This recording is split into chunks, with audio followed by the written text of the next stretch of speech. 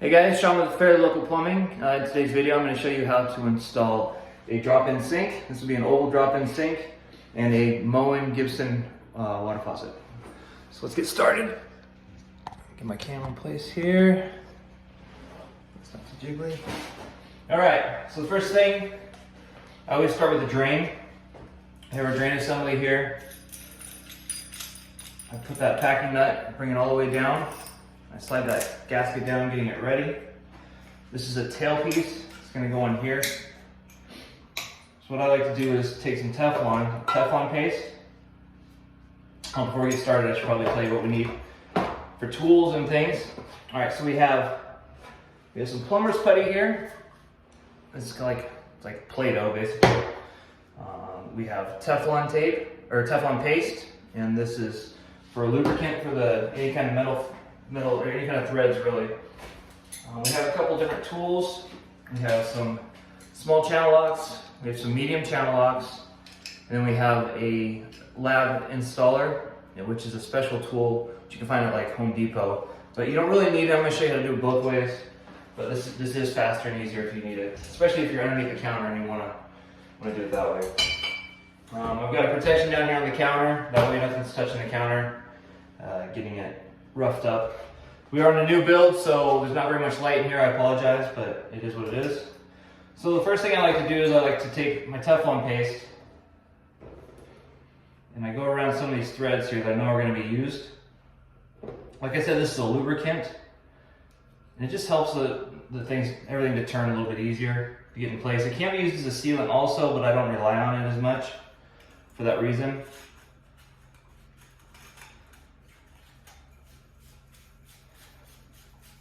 Alright, so we screw in our tailpiece in there first, wiping off any excess Teflon paste because it'll get everywhere. The next thing we have is our waste seat, and this is going to go, this is basically our drain here. So we're going to need to put some kind of seal on there, so that's why we use plumber's putty. And like I said, it's like a Play-Doh, especially made for plumbing. Just take it, roll it out, make a rope out of it, and just wrap it around and push down. That way that doesn't want to go anywhere. So what we're going to do now is we're going to take and we're going to set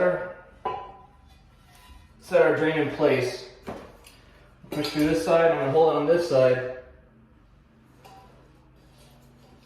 I'm going to screw it in, getting it tight on the top part. We're going to flip this over.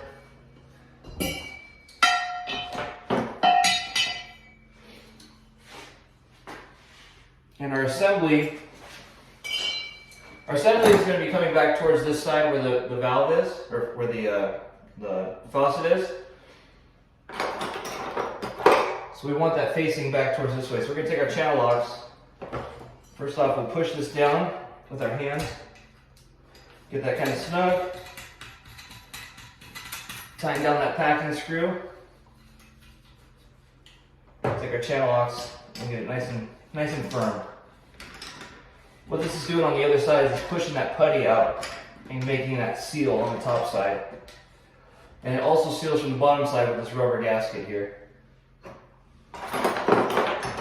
So now we've got that done, we're going to flip it over. And you can see how it's pushed that putty out. I'm just going to take and remove that extra putty. We're just going to kind of get it positioned here. That way we can work on the faucet and the drain next. Okay. Done with the putty. Put that away. Done with our Teflon paste for now. Okay, so next thing we have is we're going to put our drain plug in. And there's different sides, so you can see how it can go this way or this way. What we wanted to have is this part heading towards the faucet. So what's happening is this pivot arm, which is going to move that drain up and down, we want it to be easier to get into there. If it's out here on this side, when we put it through the hole, it only has a little bit to catch, and it's really easy for that to pop out of there. So we want to get as close as we can to that ball on that pivot arm. We're going to put that side towards the faucet. We're going to unscrew this right here, and inside there's going to be a gasket. This gasket you want to put in there first. That keeps the seal from coming this way. We want to seal from the inside out. We put our pivot arm in there, making sure that it's moving that plug easily. We'll put our screw back on here. I like to have that horizontal when I'm tightening it to ensure that it's properly sealed. Now we can move that up and down. So our position, this is open. Down on the back is open up front, in the front on top. And obviously up is closed. So that way when you pull on your faucet, you pull that lever up, it closes it. So we have that in the down position now. Now we're going to move to our faucet. And this faucet, this Moen Gibson, comes with a gasket. This is to keep, like, same thing, keeping the water from going to seal. Keep that water from going down into your cabinet. We're going to put that on. There. We're going to take these nuts, we're going to tighten them on to the hot and cold sides. This would be the hot side. And this is the cold.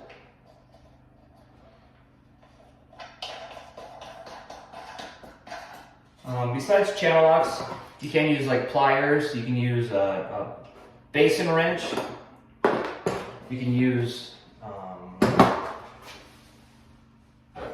crescent wrench also for speed and efficiency. I use these, I'm just used to it. So here's our lav tightener, which I was explaining to you earlier. So what this does is it just has these little notches in there, and it just goes on to that nut. It makes it really easy to turn. Also, you can take your channel locks, same thing. Especially here, when it's up here above, like if you had the sink down below, it would be a lot harder. You'd probably want to use a basin wrench. So picture you're trying to work down below from underneath.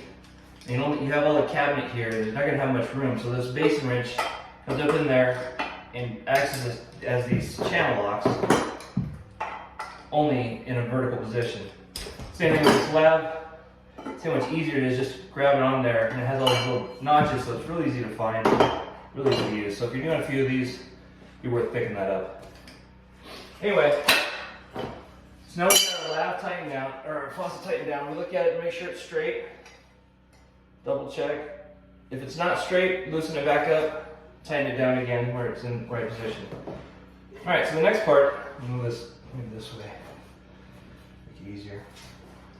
So this next part, we're going to put our pull rod through. It's going to go right through the hole in the faucet here. You guys can see that. So it comes through there. This is the pull rod strap. It's going to slide up there. There's going to be little holes inside there. It's going to slide through. Oops. It's going to slide through there.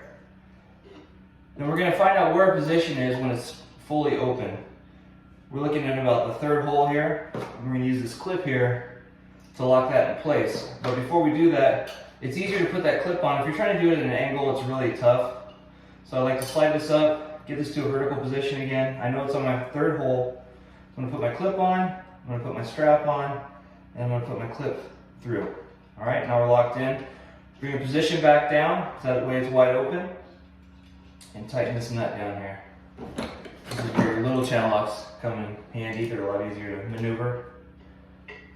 Alright, so this is all put together now. Now the next thing, depending on your application, if you're a new build like me, I haven't even put my angle stops on yet, which are my water supplies from my wall, my hot and cold water supplies. Yours could look somewhere like this with a steel braided hose. These are just a different type. If you have steel braided hoses on your house right now, all you need to do is just unscrew it from the wall. So it's sticking out of the wall right now. Just unscrew this and attach it to here before you even drop that into the floor, or into the countertop. That way it makes it a lot easier. You don't have to get up in there, be worrying about trying to get things tightened on there, tightened straight. And then you can get down there after and tighten the ones at the wall a lot easier than the ones that are up there, up in the faucet area, if that makes sense. So right now, mine are already off, so I'm gonna just put them on. These particular ones I call for hand tight, no tools. Make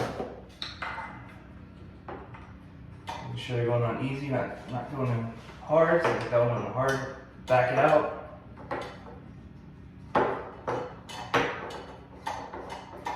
So it goes in nice and easy. That's a good time to check the connections. Make sure everything's working properly. Nice and smooth. Everything looks tight or loose. Give it a little snap. Also, I want to explain this. I haven't explained it in past videos. A lot of these new faucets are coming with these internal aerators, and the way they look is they're inside there. They're not sticking out like they used to be. They look very nice now. Very clean and elegant. So this, if you found it in the box, you go, what is that? This is actually a removal tool for that aerator. You just put it in there, unscrew it. So when you're going and you're actually turning the water back onto the system, you can get some, once you disturb plumbing, sometimes a lot of little particulates and debris will get in there, and your faucet doesn't seem like it wants to work very well. Either it's shooting sideways, or it's not coming, water's not coming out at all. This little tool removes that aerator, so you can pull it out like that. So you can pull it out, and if you need to, you can see right here, this is where all that debris will be caught up. So you want to get that cleaned up, because these holes are microscopic, they're like super small. Okay, so that's that. And the next thing we're going to be doing is dropping this inside the countertop. Now, I don't have caulking with me at the moment. I usually use it. I'm going to come back and re-caulk this after. But I just want to let you know that I do run a bead of caulking around this hole to ensure that that water, anything that gets on the countertop, doesn't flow back down into your cabinets and produce water damage. Usually these sinks, like the countertops, we're on a new build, like I said. The countertops are already cut out when I got here, but usually these sinks come with a template. You know, it's very easy, depending on what your application. If you're doing it yourself, you just tape that template down, just pencil it out, and then take either a jigsaw or a sawzall or whatever you need to use. This is for mica, so that would work for that. If you're using granite, obviously use a diamond blade or whatever, but like I said, this one was already done. So now, drop this into place. I'm gonna look up to see if it's looking well, if we have any light fixtures that needs to be lined up with. Faucet's on straight. Everything's working properly. So now we're going to move down below.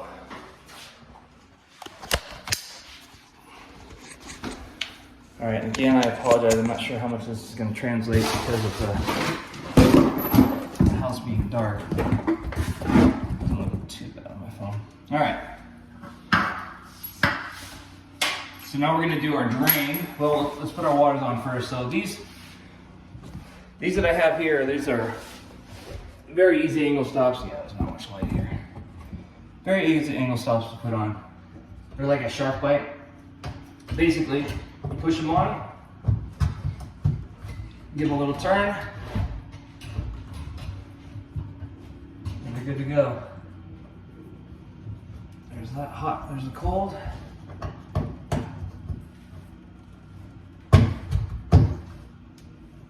And there's the hot.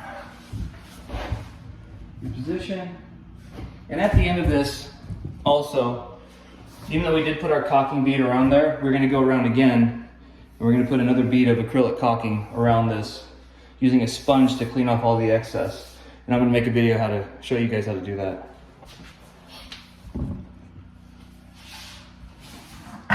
Okay, so hoping you guys can see this. It's extremely dark from what I'm looking at. Okay. So we have our P-trap. This is the first piece of it. Some of them will come with a beveled edge right here. It's already a fitting already pre-made. This one comes with a gasket, which I kind of like better because the rubber likes to seal up more. This is the weir portion of the P-trap. And this is gonna go towards the wall. This is gonna go next, and what this does is creates a water barrier. That way the sewer gases can't go back up and come into your house and smell. And I think this one is low enough that we're gonna need a tailpiece extension, which means it's gonna make up the distance between where this tailpiece ends and where the P-trap begins.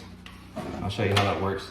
So when we're using our threads in here, you see the threads, you want them to point to wherever you're screwing to. So on this one, we're screwing into the weir here. We want those to point down, okay? The next ones, we are going towards the wall there. So we want this thread to be pointing towards the wall. Now we also have these gaskets here. You have these thin ones right here, that's an 1.5 inches. And then we also have a bushing, which is 1.25 inches on the inside. It's a little bit thicker there. It's 1.25 inches by 1.5 inches, and I'll show you why in a minute. So we put our gaskets on, and we want that smaller side to head towards wherever we're screwing to. That way it fits into, let me show you the fitting here. That way it fits well into that see how it slides right into there? And that keeps that seal. All right, we haven't even glued on the male adapter yet. So this male adapter we're gonna glue onto the wall. And it depends on what your application is. Like I said, if you have CPVC, or if you have PVC, if you have cast iron. If you already have this coming out of the wall, you don't even have to change this. If this is 1.25 inches, obviously your P-trap you want to be 1.25 inches. If it's 1.5 inches, like this one is, we want 1.5 inches. So what we're gonna do is I'm gonna take some ABS glue. This is medium bodied ABS glue. This is what we're using. We have ABS here. I'm just going to take a little bit around there, a little bit around our drain here. Always make sure that you have a towel or a bucket or a piece of cardboard or something to protect it, because that glue is going to drip. Now, keep your cabinets from getting ruined. All right, so now we have our male adapter in there. We're going to put in the arm. We're gonna make it hand tight here. Just give it a couple turns. Doesn't even really have to be tight yet. Now we're gonna measure how much of that tailpiece extension we're gonna need. You take the tape measure. You measure from right here, where it's going to slide into the base. See, it has that divot right there. This whole piece is going to slide into here, up to where the tailpiece is. So I'm going to measure from there to there. It's 5.5. So the tailpiece is going to slide into this fitting right here. So from that point, we have 5.5 inches. And I forgot this tool, but also you can use a hacksaw blade, you can use a tube cutter, you can use a hacksaw, you can use a sawzall. Whatever gets it done. I would even use a razor blade knife if I had to. This isn't very thick. As you can see, it's very thin. But what you want to do is you want to make sure if you have any of those burrs on there, those little pieces of plastic sticking around, you don't want those on there. They can produce leaks, cause problems. So we have our tailpiece. We're going to put our nut on there, threads facing down, so we're screwing down into the P-trap. Again, a gasket, smaller end facing down. I'm going to take our P-trap, just going to push that down into there. We're going to tighten that, and we can make this one tight, so we know when it's already done. Now we're going to, here's where that bushing I was telling you about. So the tailpiece here, better view of that. The tailpiece here coming down from the faucet the faucet we just installed. is 1.25 inches. This is 1.5 inches, so we need to make up the difference. So that's what this bushing is for. We're gonna put our nut on there, and then our bushing on there. And when we put the bushing on there, we want it to, again, the smaller end be facing down towards the what we're screwing into. I'm just gonna push that up onto there, like so. Arm there. I'm gonna slide that up. We're gonna tighten this weir area first. This is so awkward. We're gonna tighten the weir first to make sure it's nice and straight. That's the point. And you know what? Actually, what we're gonna do is we're gonna take a little bit of Teflon paste. And this will almost always be the point that leaks. This or the drain.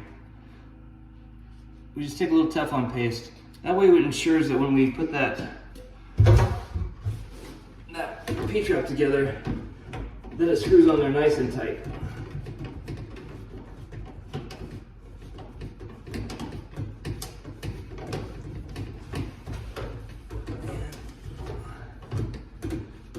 Sorry, I got an awkward view here.